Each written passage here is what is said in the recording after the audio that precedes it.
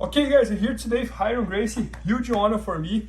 Guys, for those who doesn't know him, he's the new Gracie from the new generation of the family.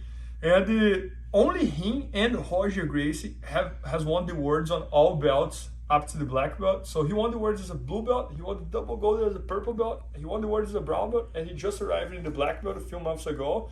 So he's the guy. And guys, he shot an entire instructional all about mount attacks. And he's really good with that because nowadays he's also training under Roger. So today he's gonna show us here some of his favorite moves from the mount attack. And I hope you guys enjoyed it. Huge honor for me. It's always a pleasure to come to Boston here, and yeah, it's great to be back. So let's get into it. First, let's quickly just talk about on the mount position. I feel that a lot of people get lost, right? Because the mount is a very specific position, and most times people feel actually fearful to go to the mount, right? I see a lot of people passing other people's guard and staying on side control or north-south because they hesitate on getting to mount and then ending up on closed guard, right? I feel that that's extremely common. And what I did here was to divide the mount into three main categories. So low mount, mid mount, and high mount.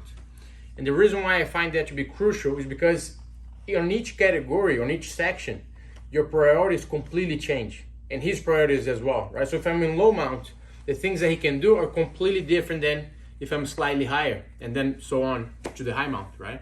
So I broke it down super detailed, super in depth on each section, what you have to watch out, what are his goals, my goals, and how things will change as we go along, and how can we actually progress to climbing up. So just quickly going over here, when I'm on the mount position, the way I like to measure, right, to know if I'm in the low mount, is if Bernardo were to touch his elbows on the mat and his elbows reach the mat or mat, his triceps, and he still is able to maintain them connected to his rib cage. So if he's like he is now, most likely I'm in the low mount. Okay, low mount is the place that I want to be the least amount of time possible. The reason why is because your bridge is very effective, exactly. Only affects me a lot, right? And you can use the keeping escape, right? So that's when you place it here, you can push me back. Some people like to lift, right? So you elevate my hips there, joga pra cima, like lift me up, yeah, and then boom, gets his knee in. Very common in no gi as well, right? So this is definitely the place I don't want to hang around at all.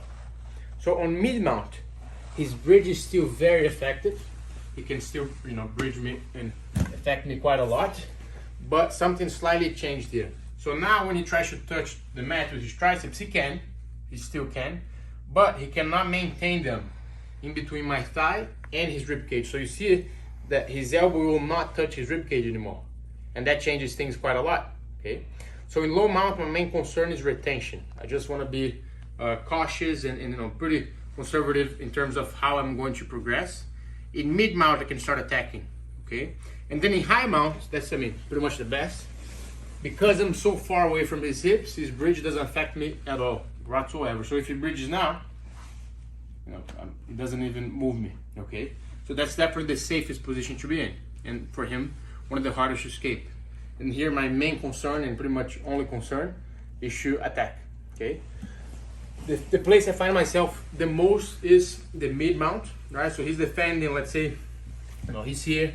First thing that I'll do is to shoot my hand in for the choke. So I'm trying to get my hand in even if it's over the top, right? So even if it's over the top, I'll still get that hand in. What I feel that people have a lot of hard time here is to submit them when they have the hand underneath the forearm. If I have the hand underneath his forearm, it's way easier, right? I have the connection, boom, exactly. But then Bernardo does that. So what I'll do is this left hand, I'll grab his sleeve right here, and I'm going to pull it out and then place it right above my own arm. So I pull and place it here. Boom. Because now, when he tries to get that hand back in, there's no way. Exactly. And then I bend my wrist slightly towards me, and I place all my weight on my own elbow. Look, so it becomes really uncomfortable. So from here, I would like to go for the mount, cross-collar mount choke. So what I'll do is I'm going to change my body weight to the opposite side, and my head is low and my elbows on the mat. My thumb will go underneath, behind his ear, right behind the line of his ear, and I'll make a good grip on his gi. Now I place my head on the mat. I elevate my hips slightly, so it allows me to rotate my elbow and then go for the choke. One of the most common defenses for Bernardo is to reach this arm across to defend, right? So when I go for the choke, he reaches his one and defends. Exactly. Notice how this passage is clear now. I'll place one hand on the mat, push myself up, and I'm here for the armbar. He knows that, so he's expecting me to go to the armbar. I'll hold his tricep, and I get to this position. So now the only thing you're thinking of is armbar, probably, right? Yeah. So here where's my favorite choke comes. I slide my hand out, place it on your neck, and then. Oh man, that's incredible. Boom.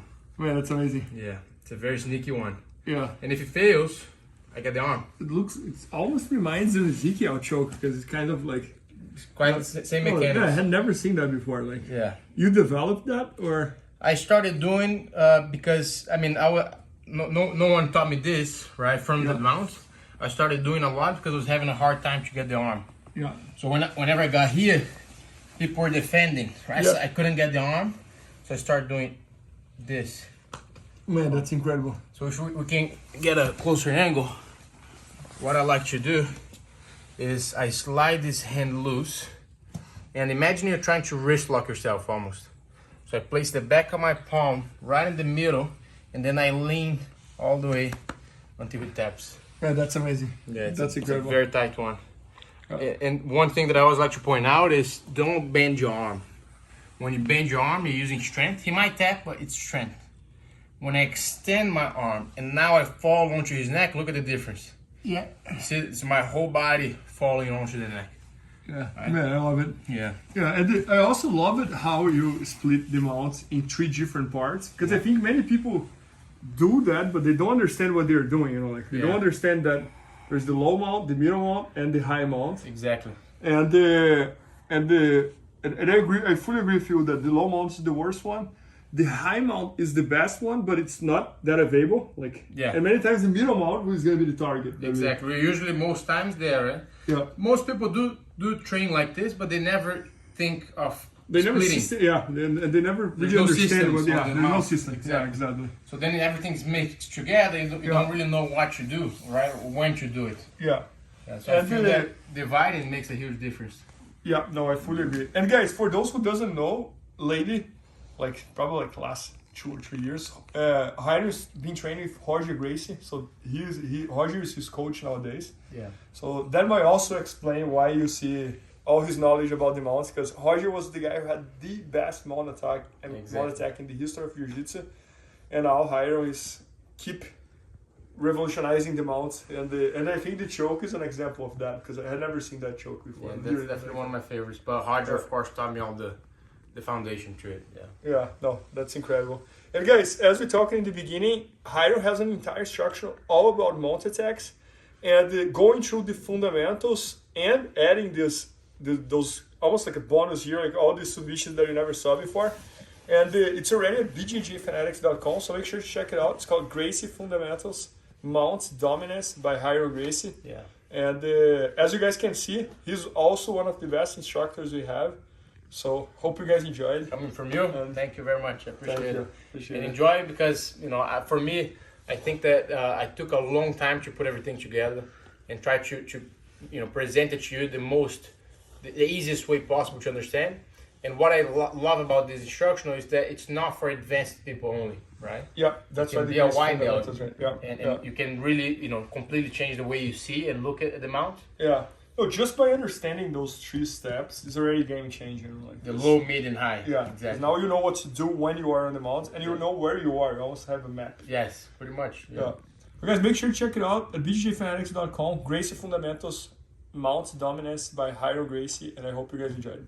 See you there. Please help me out to grow my YouTube channel. Just click subscribe. And to watch more videos, just click under see more videos. I hope you enjoyed. BJJFanatics.com. Use the promo code YouTube Faria to get 10% off any instructional video. Improve your jiu-jitsu faster.